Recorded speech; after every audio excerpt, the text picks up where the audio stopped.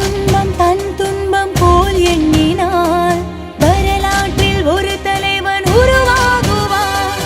எரித்தாலும் புதைத்தாலும் அழியாமலே வருங்காலம் பேர் சொல்ல உரமாகுவார்.